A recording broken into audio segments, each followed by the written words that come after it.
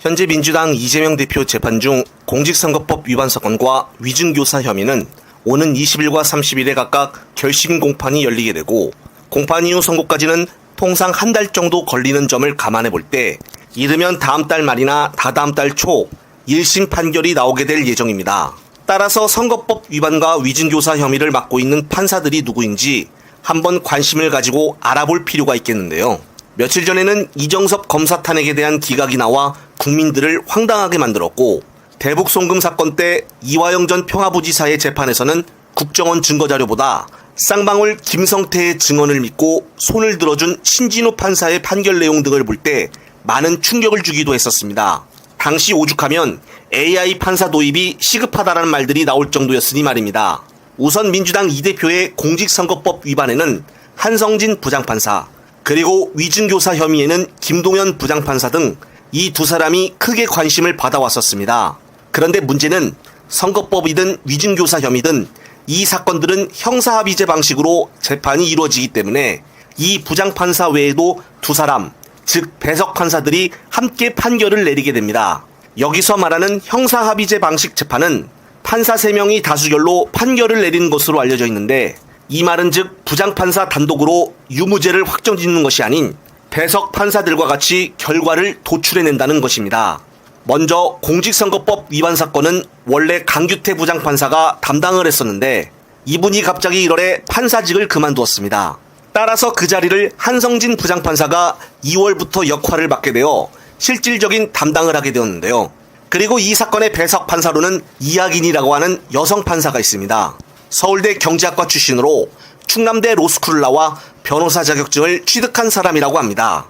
2013년도에 변호사를 가졌으니까 법조 경력이 10년이 넘는 사람이라고 하고, 또 박명희라는 외자 이름의 배석 판사가 있습니다. 이 사람은 연수원 사시 출신생이며 이분 또한 법조 경력이 10년 이상 된 사람이라고 합니다.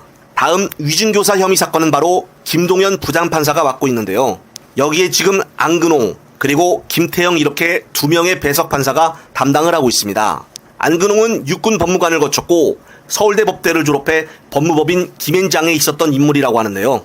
김앤장이라고 하니까 왠지 기분이 좀 찝찝하기도 합니다. 지금까지 배석 판사까지 6명 담당 판사들이 누구인지를 한번 알아봤는데요. 판사들의 정치적인 성향이 어떤지, 어떤 스타일인지에 대해 미리 알고 있는 것도 좋을 듯하나 이 사람들 중 딱히 그동안 어떤 정치적인 편향을 가지고 판결을 내린 부분이 있었는지는 찾지는 못했습니다. 하지만 중요한 것은 결론적으로 이 대표에 대한 1심 선고가 어떻게 나오든 간에 이 대표 체제로 움직이는 민주당의 모습은 더욱더 흐트러짐 없이 단일대우하여 무도한 여당과 정부에 계속해서 맞서 싸울 것입니다.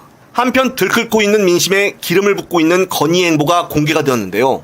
바로 봉사활동을 했다고 하며 사진을 몇 장 공개했는데 컨셉 이미지가 놀라울 뿐입니다. 한 아이와 꼭 껴안고 포옹하는 모습을 공개를 했는데 많은 사람들이 지금 이 모습을 보고 비판을 하고 있습니다. 민주당 역시 당 차원에서 즉각 반응을 내놓았는데 당장 수사를 받아야 할 사람이 시기적절하지 않게 계속 활동하고 있다며 강도 높게 비판을 했습니다.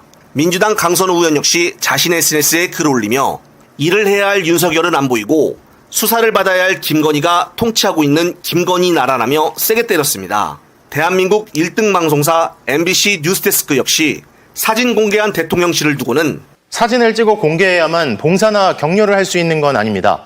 기록을 남겨야 하더라도 공개는 하지 않을 수 있고 공개할 때는 따져볼 것도 있고 타인에 대한 배려도 필요하죠. 개인 SNS가 아니라면 더 그렇습니다.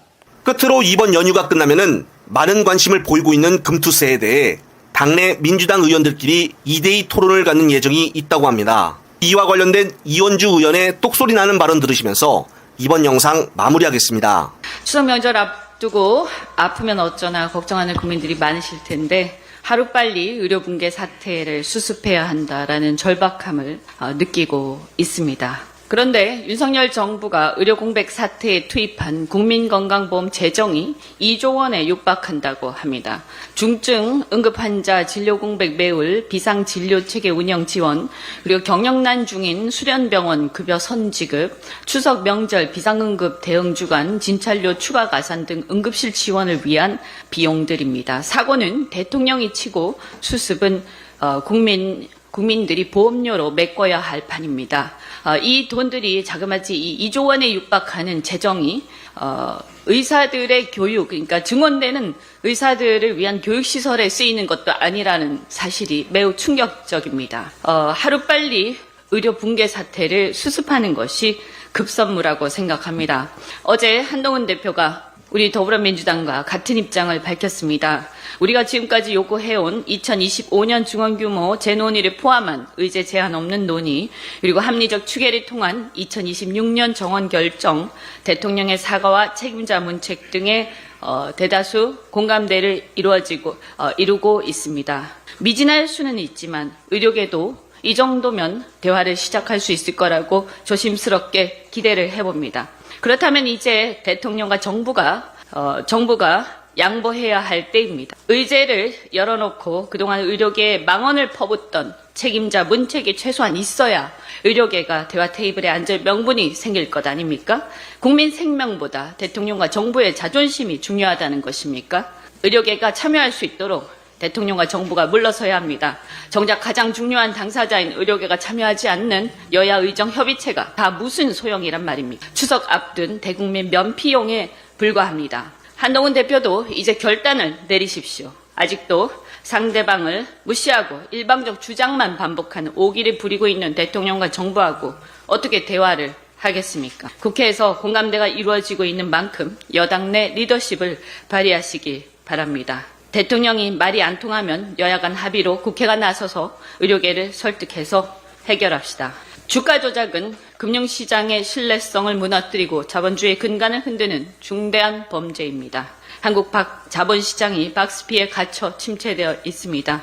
이런 증권 범죄를 엄격히 처리해야 주식시장이 신뢰가 회복되어 선진화되고 활성화된다고 믿습니다. 전주로서 주가 조작 의혹을 받고 있는 김건희 여사의 죄도 명확하게 따져서 그 책임을 물어야 할 것임은 두말할 나위가 없습니다. 다시 한번 국민의힘에 요청하지만 주식시장 밸류업을 위해서는 이런 주가 조작 혐의의 특권을 인정하지 않아야 하는 것입니다. 동시에 상법 개정 및 배당소득 분리 과세 등 주식시장의 선진화를 위한 조치에 협조를 다하시기 바랍니다. 우리 민주당은 자본시장 활성화를 통해 국민들이 부자가 되는 것이 일관된 정책적 목표입니다. 비록 금투세에 대한 당론 아직 결정되지 않았지만 시장의 상황을 고려해서 현명한 결론을 내릴 것임을 말씀드립니다. 잠시 주목해 주시기 바랍니다. 구독자분들에게 특별한 선물을 준비했는데요. 제가 항상 여러분들께 강조드리는 말씀이 있습니다. 이슈와 뉴스만 꾸준히 챙겨오셔도 충분히 돈을 벌 수 있다고 말씀드리는데요. 여기 보이시는 채널의 영상을 보시면 어떤 생각이 드시나요? 그냥 눈에 보이시는 뉴스와 영상만 보시고 아무 생각이 없으신가요? 그렇다면 저는 잘못된 것이라고 말씀드리고 싶습니다. 그 이유가 무엇이냐면 제가 8월 초에 뭐라고 말씀드렸나요? 지금은 바이오에 관심을 가져야 한다라고 뉴스만 보고 넘기지 마시고 투자를 지적적으로 생각해봐야 한다고 말씀드렸는데요. 이런 스네이들과 영상을 통해서 충분히 구독자님들께도 전달이 되셨을 겁니다. 이런 바이오 이슈가 되었을 때 부자들은 어떻게 생각할까요? 바이오 관련주는 무엇이 있는지, 어떤 종목이 가장 좋을지, 어디에 투자해야 돈이 몰릴 수 있는지 자연스럽게 생각한다고 말씀드렸습니다. 지난번에 구독자분들과 함께한 주식으로 수익 내기를 진행했었는데요. 100% 무료로 진행을 했고 이 사진을 보시면 아시겠지만 구독이라는 문자 메시지를 남겨주신 모든 시청자분들께 이렇게 바이오 관련주 중에 가장 급등할 확률이 높은 딱 한 종목을 드렸습니다. 8월 13일에 오정바이오를 추천해 드렸습니다. 여기 나와 있는 사진을 보시면 정확히 얼마에 매수하고 어떤 종목을 사야 하는지 어느 점에 팔아야 하는지 이런 부분들까지 여러분들에게 정확히 알려드렸는데요. 실제로 많은 분들께서 수익을 보셨습니다. 오른쪽을 보시면 아시겠지만 8월 13일에 오정바이오를 소개해드리고 나서 실제로 며칠이 지나지 않고 이렇게 주가가 상가가 되었습니다. 당시에도 굉장히 많은 분들이 제가 드린 이 종목으로 수익을 내셨습니다. 지난번과 똑같이 구독이란 문자를 보내주시면 이번에 이슈가 되고 있는 주식 중에 앞으로 대장주 고시를 하면서 주가가 가장 크게 상승할 한 종목을 시청자분들에게 문자로 종목명과 사고자 하는 시점을 모두 알려드리겠습니다. 이 영상을 보시고 계시는 시청자분들 중에 종목이 궁금하다 하시는 분들은 남녀노소 시간대 상관없이 이렇게 상단에 번호를 항상 남겨놓고 있습니다. 전화번호 010-802-5242 똑같이 무료 급등 주식 문자를 보내드리겠습니다. 돈을 받는 것도 아니고 투자를 대신해 드리는 것도 아니고 부담 없이 구독 문자 보내주시면 되십니다. 수익이 나신다면 구독과 좋아요 한 번씩 부탁드립니다.